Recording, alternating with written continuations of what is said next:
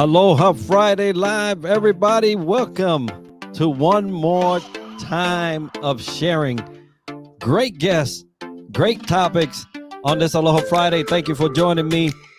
If you are with us, please get in the comment section and let us know where you're coming in from.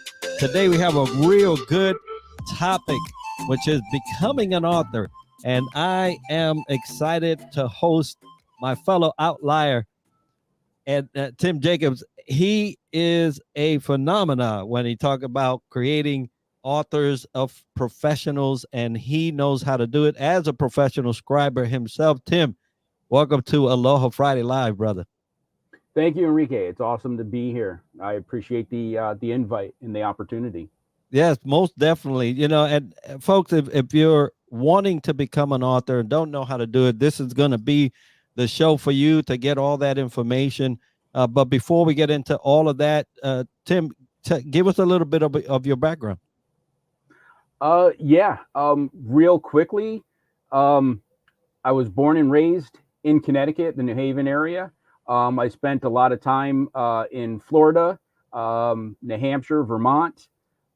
I think one thing that people always find very interesting or fascinating is that my wife and I, we live, work, play, and travel out of our RV, out of our motorhome. And we've been doing that full time since 2018. So always kind of like different locations from upstate New York, New England, Tennessee, different places in Florida.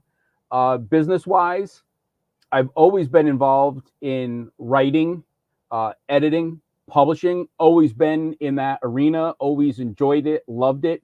And then finally in 2012, I decided to, take that entrepreneurial leap and just jump into it full time, and been helping, I would say, mainly business owners, kind of collaborating with them and getting their story into a book, and then kind of coaching them onto how to use their book. It's not about how many copies you can sell. It's about what you could use your book for to kind of scale your business and kind of get some traction and further your brand. That is amazing. Tim, every book starts somewhere, and it's typically around a story, a theme, a genre. People are looking to share their knowledge, their experiences, but very few people know how to really pull that story out of their mind, of their history, in order to get this to be something worthy of some pages and maybe for someone else to read. So let's talk about the story itself, because not a lot of people give themselves enough credit around their story. So tell me how you get someone to identify that they even have one. Yeah, that's a very good question, and that certainly comes up in a lot of conversations that I have.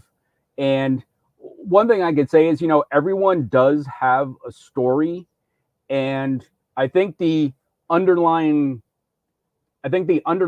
challenge is most people think that their life, even their accomplishments, aren't all that special. They're not all that interesting. It's because, this is something they've worked for, it's something they strived for, and it's something they do day in and day out.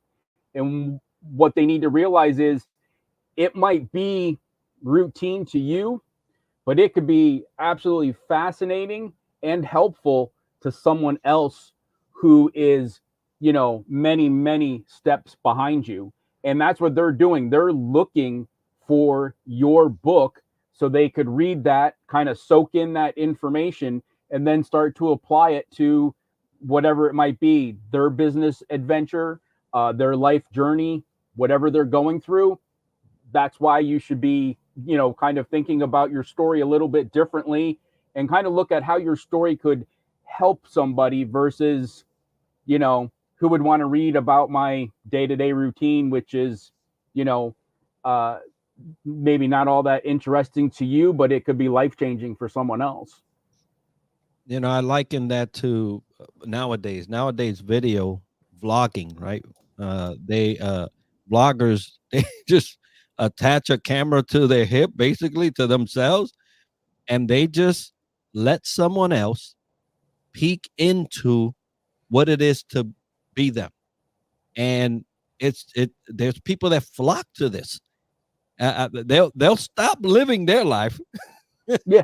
to go to go witness somebody else living theirs. And a lot of times it just boggles my mind that someone would make that change, turn in their life for the sake of peeking into somebody else's. But it's happening.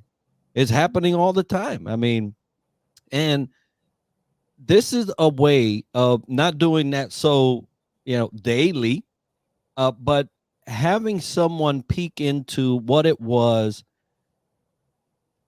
that you went through, but more importantly, what you did to even get through, let's say, a situation. Most of the books that I have witnessed people write are end up in an overcoming scenario. I had this problem. This is what happened, and this is how I came out on the other end. And people are interested in, how did you do it? How did you make butter, or let's just say bread out of all that? Yeah. And it really is a something we don't give ourselves credit, too much credit for, the fact that someone else can read this story and just it's not a shortcut, but you eliminate the pain processes that you had to go through if you give them a little glimpse of what you had to go through. Absolutely. Like they say, it's better to learn from someone else's mistakes instead of kind of, making your own mistakes. And just to give an example of what you just touched upon, a while back, I had done a LinkedIn post, and I'll give one example from it. Was, when I'm networking and I'm attending certain like mastermind meetings, it's amazing how many times I've heard, as an example, of someone was in the military, they transitioned out of the military, and they have difficulty finding a book that kind of goes a little bit maybe deeper into how do you leave military life and then readjust, or come back into civilian life, especially those who've been in the service for many years. First, thank you for your service, but that's a very different lifestyle, because they might have been a civilian up until they were 17, 18, then they went into the service, let's say, for 30 years. They're coming out in their mid 40s or so. They're still ready to put another 20, 25 years somewhere, and that's a huge adjustment, because it is it's two very different lifestyles. Yeah, and I live that, so I know full well what you're talking about. And that's even an area that is seldom talked or touched on. Now, I have seen an increase definitely since I've been retired in 2015, in December, of more books being written on, let's say, this transition from military to civilian now, and the pains that come with that, because we're just not really reared to make that transition. It's hey, this is your final day, have a good one, go be a nice civilian. You like, what is that? but yeah, great point to even those that are listening, from a military background. You have a story that even the civilians want to hear. Yep. They want to, hey, yeah, I didn't serve or whatever, but it would be nice to peek in a little to see what that life was like, from their perspective. So, every military member has a potential of Yes. writing that experience and having someone else basically learn from it. So Tim, if you have a story, you've identified, hey, I have a good story here. I know its value. I think that this is going to be something that's going to be good on pages and around this world. Not every great idea is is something that you can actually execute on. But how do I get from identifying that I have a good idea to start thinking, man, I want to put this on a book? And so what's the journey there from the realization that you got a good story to the process that you take people through? Yeah, that's a very good question. Obviously, the first thing I would say is take action. And what I mean by that is just start to do some very little simple things. My first thing would be, get a notebook and just start writing down just even just bullet points, keywords to what is your story and why do you want to share your story. And the most important thing is focus on who needs to hear your story, because that is that's your audience, that's your readership, that's the people who are struggling with something where your story is going to kind of help pull them through that, or they're going to get some aha moment, they're going to get some type of guidance and direction that they didn't get from anyone else or anywhere else. So the first thing would be just take action and start writing that down. I could give you a quick example. I had a conversation with someone from the Outlier Project, who I know you're in that group, along with myself and many others. And I was talking with her, and she said, there's been so many times in my life where people said, oh, you need to write a book. You need to write a book. So I told her, here's my challenge to you. Every time someone says that to you, write down what was going on or what was said in the conversation when they said that to you, because that's the information people are looking for. That's what they want more of.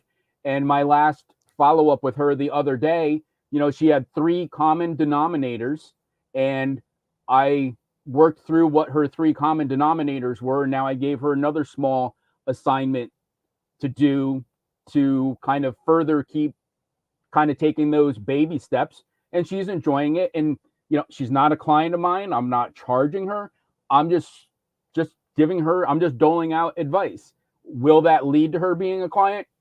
I don't know. But the important thing is she's starting to see that there is a book in her, and that her knowledge and her life experience is something that people want to know more about.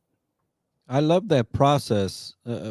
That's another thing we don't really take too much or pay too much attention to, the conversations that we're having that spark that comment. Oh, you need to write a book. When you said that, I immediately thought this was 2000, November 2000 to March 2003. In that area, I was on the USS Iwo Jima as a ship company, and I continuously heard people, man, you need to write a book. I mean, through that 3-year period alone, because you have a captive audience on the ship. There's nobody else. It's just you.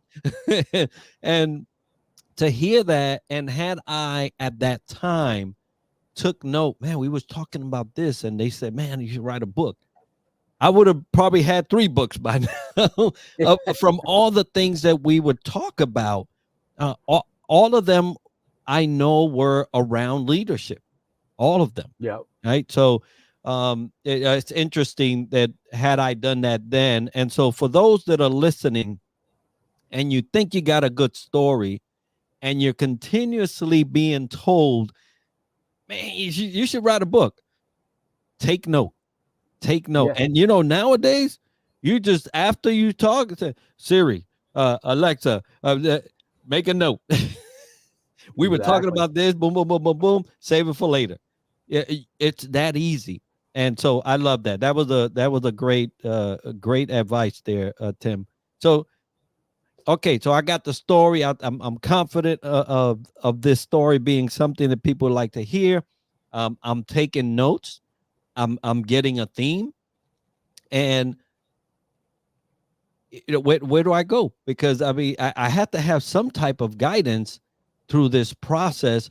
You mentioned, hey, this person may or may not be a client. So when do I take action in seeking somebody out?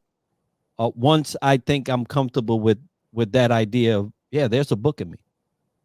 Yeah. It would come down to one of two things. One, it's either you're a self-starter, you're self-motivated, and you are a do-it-yourselfer. I'm going to write this book. I'm going to get on my calendar. I'm going to calendar maybe an hour a day. I'm going to treat it like I would any other meeting, any other appointment.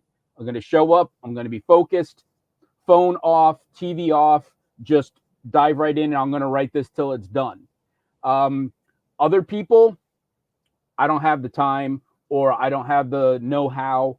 That's where you want to do one of two things. Either bring in what we call a writing coach or an author coach, where you're still doing all the writing, but you kind of have like that developmental editor looking over your shoulder, making sure you stay on track and kind of not go off on tangents that have nothing at all to do, with your overall message and the content that you're creating. The part B of that would be, besides a coach, you could also go with a ghostwriter.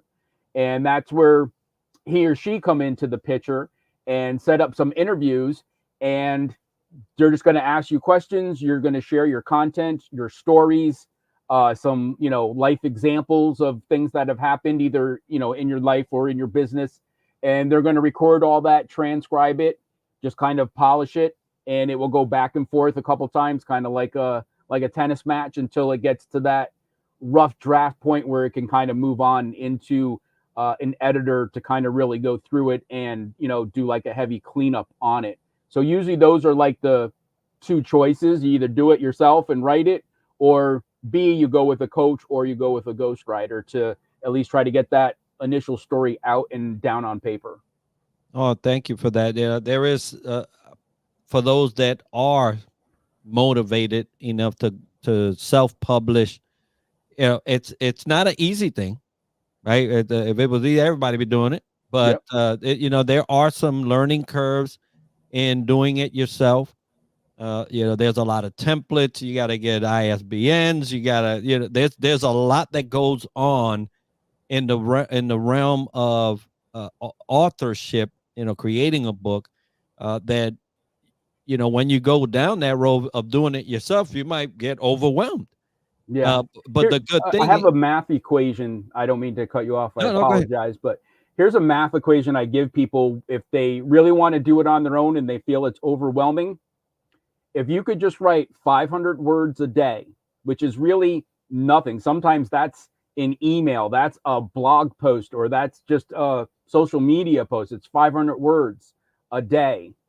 You are going to have 182,500 words in 1 year. That's the equivalent of 4 like 200-page books. Of course, it's not edited, it's not laid out and designed and proofread and all of that, but still, that's roughly, you could do 4 books a year at just 500 words a day.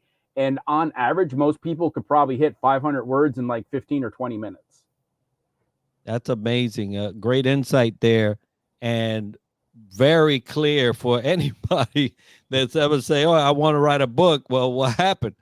you have an opportunity to get 4 books worth. If you just put, with either pen to paper or, fingers to keys, however you want to do it, even voice, some Yes. people, they don't really take advantage of that voice recorder in your phone. Start recording stuff, ideas, jot them down. Later on you can sort them all out, but take those ideas, take those words, start capturing them. Because if you're like me, if you don't, in another 5 minutes, I don't forgot what I said. So Yeah. it's important. Very, very good. Now, self-publishing is one way. Getting help is another. There are, you mentioned one that is very, sometimes it's misunderstood, ghostwriter. And ghostwriting, some people are either in favor of or not. And that's just a choice you'll have to make, right? But these Yeah. are folks that know what they're doing, Yeah. and so they could take your jumbled up stories, your mind, your cluttered mind, and make a nice closet out of it. And so, uh, what has been your experience with those different phases of getting help? You talk about a coach, right? A coach. What do they do? A ghostwriter, uh, somebody, the editor, right? You think all these people are the same people.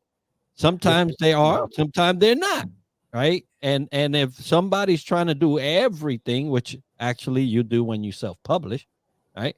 Unfortunately, you got to Yeah. do it all. But what roles do those have specifically in my journey to getting help to write my book? Yeah. I mean, obviously they have very different roles. Um, for coaching, it would mainly be, again, you're doing the heavy lifting, you're actually doing the writing. And what the coach is doing is you would have a schedule in place, and the coach would review, say, chapter one, and they would go through it and not necessarily edit that for you need a comma in this world, this word is misspelled, and all of those kind of nuisances. But what they do is they're making sure that bigger picture, that your message is staying on track. If you're writing a book about, all the healthy benefits of gardening, both for your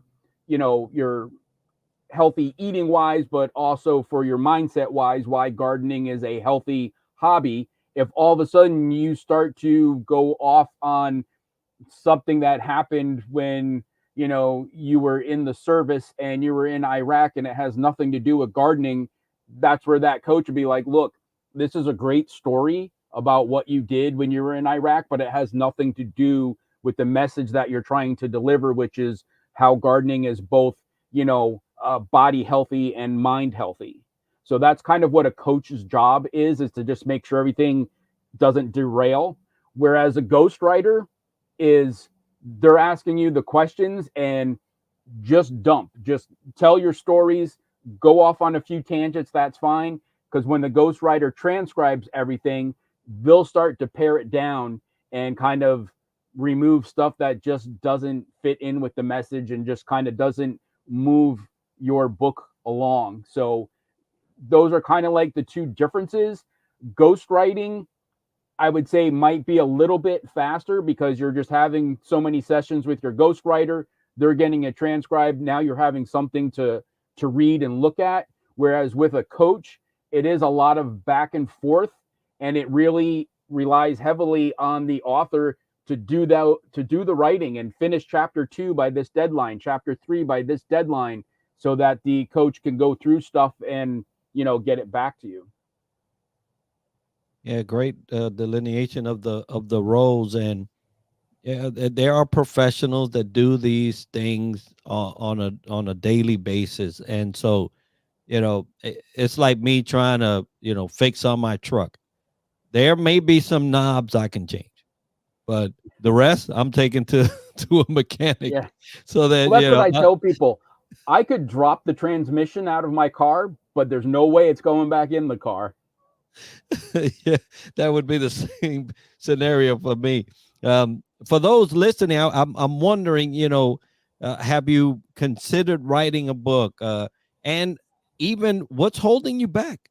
What's keeping you from actually writing a book? I had a conversation not so long ago.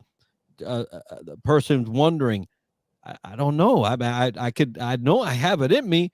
I know that I want to, but uh, I'm not feeling it, and a lot of people, that the difference between not feeling it and actually executing is so close Yeah. that you just don't even realize how fast you can go to the other side and just get this done.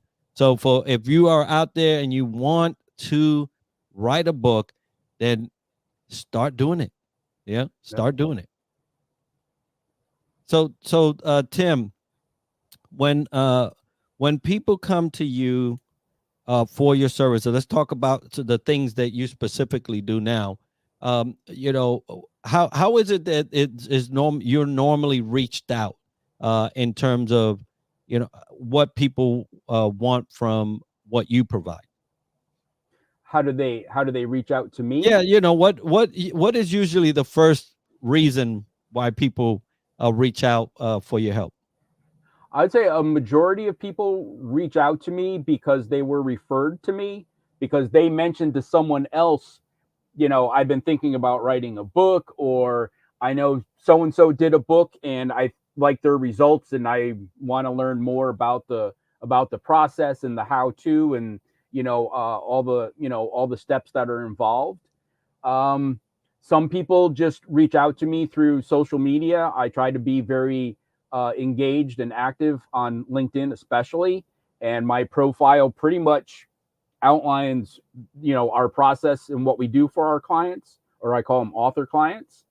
Um, a lot of it too would just be from being in certain groups and just kind of networking, and just, I always say, when you're networking, you're not there to meet the people in the room, you're there to meet who they know. And by letting more people know who you are and what you do, you're kind of spreading out that message of who you are and what you do to all of their, connections and all the people in their, mental Rolodex, and that kind of thing. So in your, so let's say I want to become an author. I'm reaching out to you.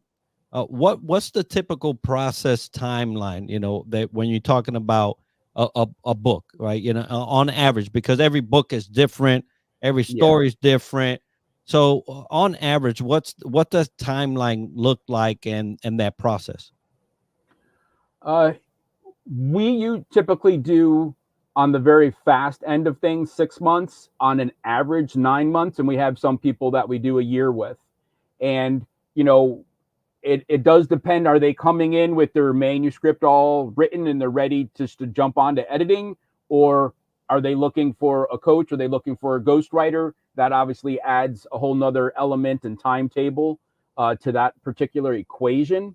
But usually, if someone comes to us and their book is fairly well written and we go through the editing process and the book design, the ISBN assignment, and everything else, you could easily, probably even less than 6 months, be ready to upload to Amazon and go to print.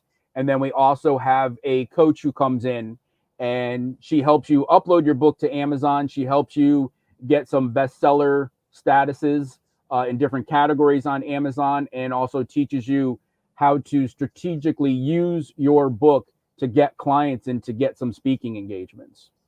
I love that you mentioned the book as a vehicle to something else, because that's what I want to talk about now. So there's a lot of leaders that either listen to Aloha Friday Live or they go to DTLW, Developing the Leader Within podcast, trying to get information to better themselves. A lot of times, leaders don't realize that by writing a book, you can actually better yourself Yeah. and better your position in your organization, better your position in your community. You start to become uh, considered to be a thought leader once you start writing about things that you are passionate about or have a good grasp on. So, as a leader, why is it vital to become an author? Um, I think because it is definitely a way to reach an audience. It's definitely a way to share your message. And I also, mention to people, some people learn better by listening. They're all into audio. If they have their earbuds in and they're listening to a podcast, they learn. There's other people that are visual. They need to see like a video. They need to go to your website and see these images to kind of get a grasp of, what you do or what you offer. Well, don't forget there's yet a third group. They learn through reading. And one of the most unique things about a book compared to most other avenues of sharing your message is just to use like a website as an example. Nobody says, hey, I'm going to turn off my phone, I'm going to turn off the TV, and I'm going to go to Enrique's website for the next 2 hours and search around and read. But if Enrique gave them a book and they sit at home at night and they have their favorite drink, whether that's water or wine, what do? They turn off their computer, they turn off their phone, they turn off their TV, and they commit to 2 hours to read your content, to kind of get your message, to learn who you help, why you help them, how you help them. And if it takes them 3 times to go through your book, because they read a little section at a time, you just had 3 conversations with them and you weren't even in the room. No website, brochure, business card, podcast, video clip, none of that is going to give that result the way a book will give. No one blocks out time to do any of those things, but they will block out time to read a book. I will give you an example for those that are viewing today live, right? You don't have to write an encyclopedia. you don't look at this as a mountain, right?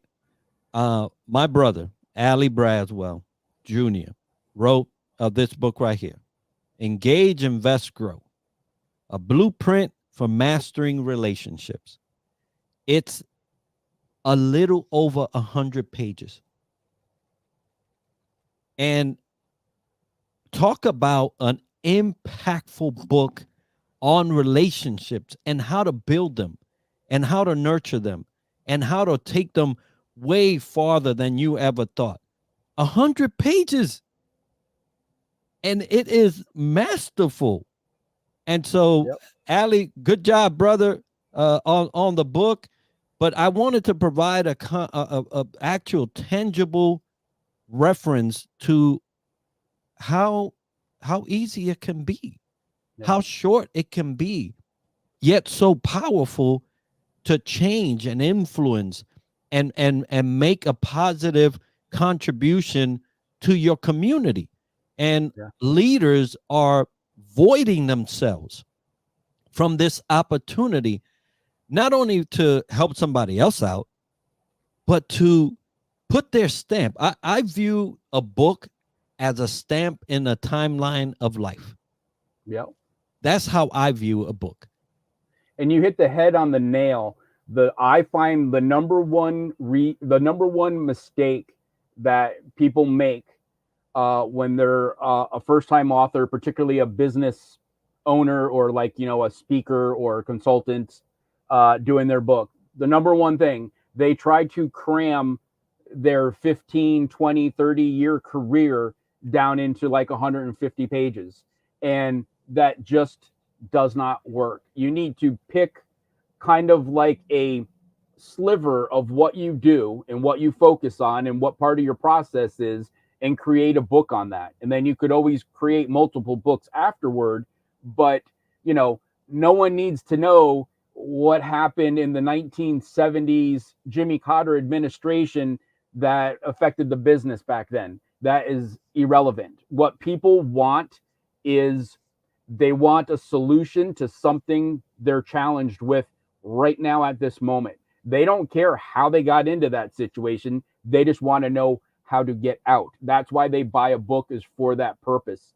And a very good friend of mine uses what he says is, look at it this way. No one goes to the bookstore to buy a book about dieting because they want to read it.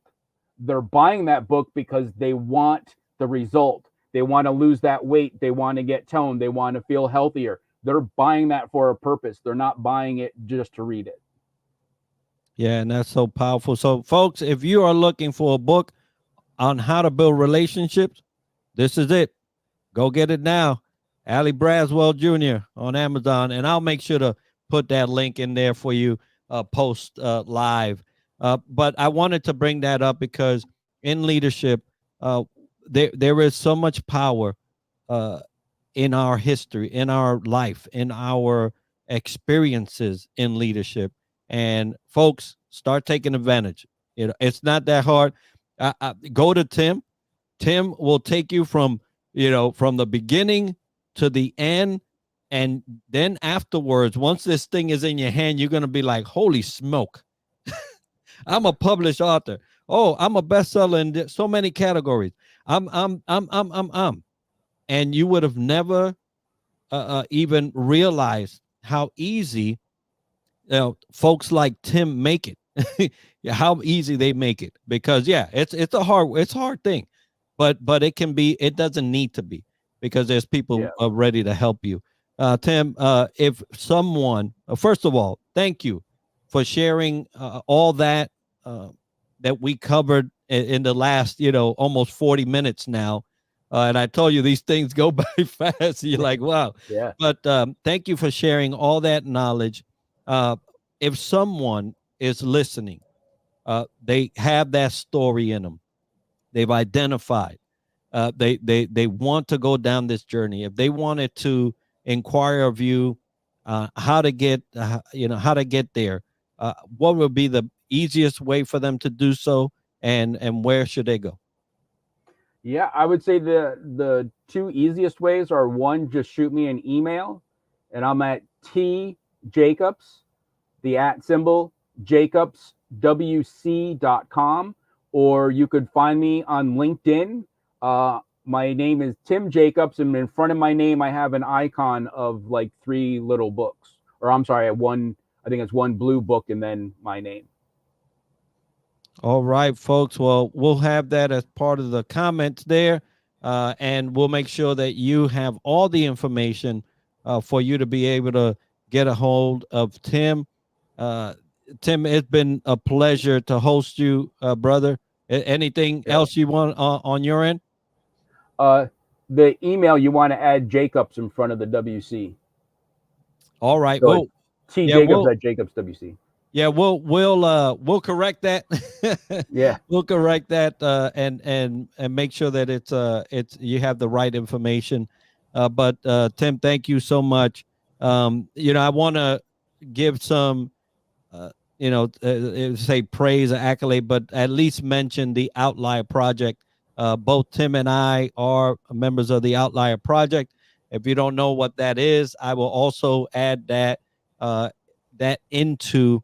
Matter of fact, I'll do it right now so that you can reach out and find out what they're about. We'd love to have you as a Outlier Project member.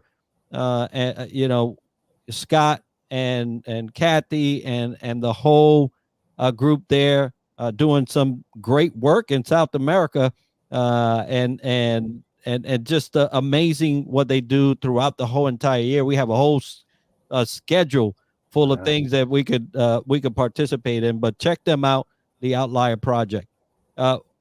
Any last thoughts, Tim, before we sign off? One thing that just came to my mind, something you touched on earlier about, people have it in them that they want to write a book and they don't. And I think the number one thing that stops people from actually sitting down and writing their book, not so much they don't have the time or they don't know how, it's they have, whether it's subconscious or it's right in the forefront of their mind, is a fear of being judged. Because once you write a book and you put it out there, it's out there. People can read it. They can make comments about it. They could give you reviews, and things could be either positive or negative. But, I always say, look, this is your story. This is how you do things. This is how you became successful. This is how you help other people.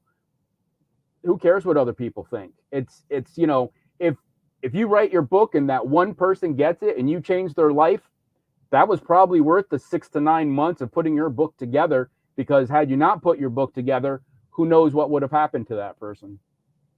Absolutely. A very, very powerful scenario there for you to consider. Folks, it has been a pleasure to spend Friday afternoon with you.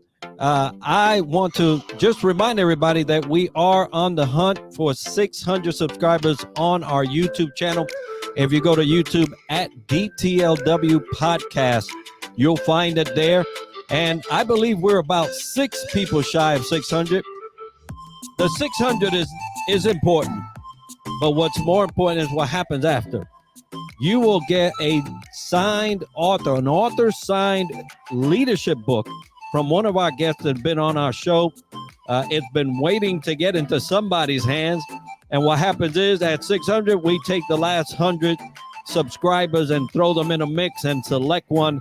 And that random selected subscriber will get the book in the mail. So help us get to 600. Help somebody get a book. We've been talking about a book today. And so it would be our joy to be able to do that. 6 more and we'll get there. Another thing is that we're streaming live on Parade Deck. Parade Deck is a platform that is made for military spouse, first responder creators, and they have been a blessing to me. So if you don't know about Parade Deck, go find them on LinkedIn. They're there, or go to paradedeck.com and you'll see all the creators listed. We thank you once again, mahalo, for being with us. It's been great to have Tim with us today. Next week, we'll have another guest. So be with us and we'll see you then. Blessings, everybody. Thank you, Enrique.